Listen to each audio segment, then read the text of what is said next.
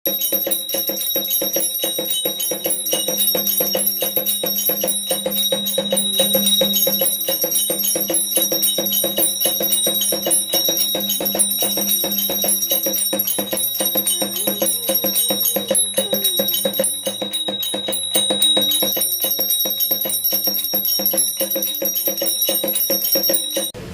Krishna, Har Har Mahadev. Welcome to my new blog.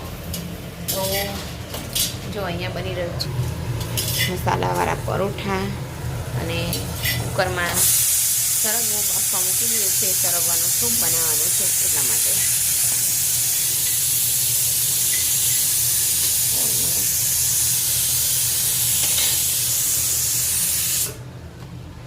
તો અહીંયા તમે બેસી ગયું છે. તો અહીંયા જોઈ શકો છો કે આપણે સરગવું સરસ મજાનું બફાઈ ગયું છે એકદમ. અને હવે આપણે આ તો જો અહીંયા જોઈ શકો છો કે આપણું સરગવું સરસ મજાનું બફાઈ ગયું છે એકદમ. જોઈ શકો છો. હવે આપણે આ જે આવે છે ભાજી પાવનું એનાથી આપણે એકદમ છુંદો કરી દઈશું આવી રીતે. અને પછી ગળી વડે ગાળી દઈશું. પરફેક્ટ એકદમ બધું થઈ જવું જોઈએ. તો જો અહીંયા જોઈ શકો છો કે મસ્ત મજાનું એકદમ આમ દબાવીને એકદમ એક રસ થઈ ગયું છે જોઈ શકો છો. અને આપણે અહીંયા લીધી છે એક તપેલી અને આ લીધી છે એક ગળણી. તો ગળણીની અંદર આમ મૂકીને આપણે એને ગાળી લઈશું આવી રીતે. તો આવી રીતે આપણે બધી જ ગાળીને તમને બતાવું છું મસ્ત મજાનો. તો અહીંયા જોઈ શકો છો કે આપણું સરસ મજાનું જો એકદમ પલ્પ નીકળી ગયો છે મસ્ત મજાનો. અને એની અંદર અત્યારે લીંબુ નીચોવાઈ રહ્યું છે. પછી ચમચી જતી અંદર જો જવા દો ચમચોને. પછી સંચર પાવડર પણ નાખીશું અને મરી પાવડર પણ નાખવાનું છે. તો ચલો મરી પાવડર પણ નાખી દઈએ. સ્ટાર્ટ. તો અહીંયા જોઈ શકો છો કે મરી પાવડર પણ નાખી દીધો છે. સરસ મજાનું હલાવી દઈશું. આપણે ચમચી અંદર પડી ગઈ છે. તૈયાર છે આપણો સૂપ પીવા માટે. સ્પેશિયલ સરગવાનું સૂપ. આ પીવાથી હાડકાના બધા પ્રોબ્લેમો ઘણા બધા દૂર થઈ જાય છે. ચલો પીવા માટે.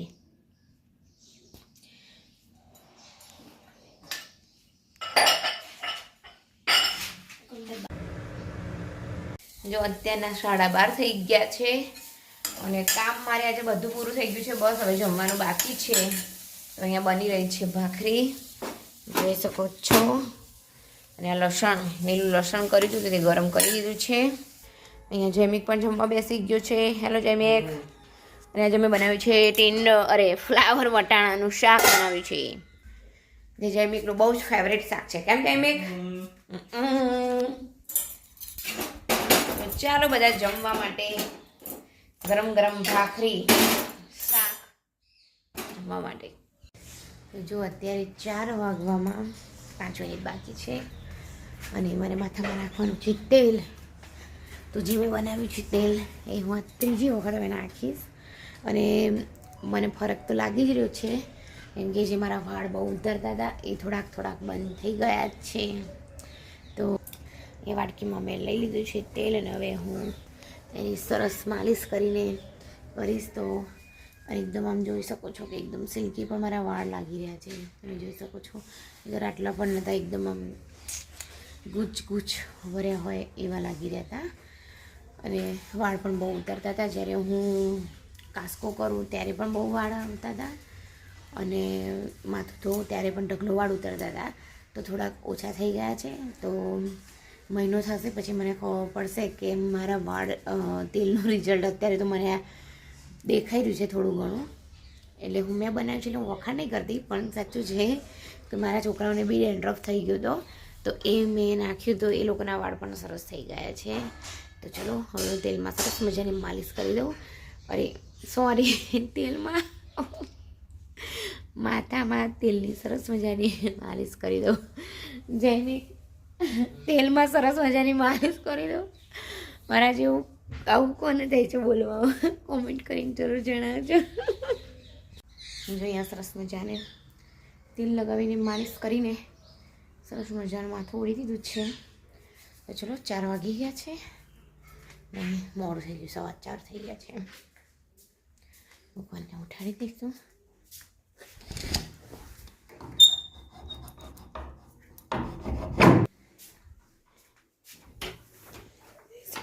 બારી પણ ખોલી દઈશું.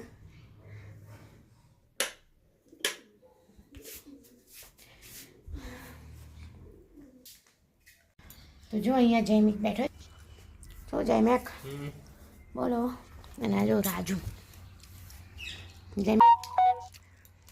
જયમિકે પતી જવા હે ચણા. જયમિકને ચણા બહુ ભાવે નહીં. અને મારા તનમાં આવું બધું ના ખાય. શું કહેવું? ઓકે બોલો બીજું શું ચાલે છે? મોઢામાં બધું ભરી દીધું છે. અને રાજુ જો ક્યાં જતું રહ્યું છે? પેલા નીચે જતું રહ્યું. તો ચાલો આજે ક્યારનો ગુંદર ફરી બનાવવાનો તો એક વખત તો બનાવી દીધો, પૂરો પણ થઈ ગયો. હજી ઠંડી લાગી રહી છે તો મેં તો ચલો ફરી બનાવી દઈએ. તો એની માટે બધું તૈયાર કરી દીધું છે. હવે બસ બનાવવાનું જ છે. તો ચલો એ હું બનાવી દઉં. તો જો અત્યારે હું ને જયમિક બંને ચાલવા નીકળી ગયા છે. તો ગુંદર પાક પણ બનાવી દીધો છે અને સાથે આજે કચોરી બનાવી દે. ઘણું મજા આવી ગઈ. એટલે ઘણું થોડુંક લેટ થઈ ગયું છે અને એટલે મને ટાઈમ જ નહોતો મળ્યો એટલે હું કંઈ શૂટ કરી નથી શકી. તો બસ આજનો વિડીયો અહીંયા ચેન્જ કરી રહ્યા છે. તમારો વિડીયો ગમે લાઈક શેર એન્ડ સબસ્ક્રાઈબ.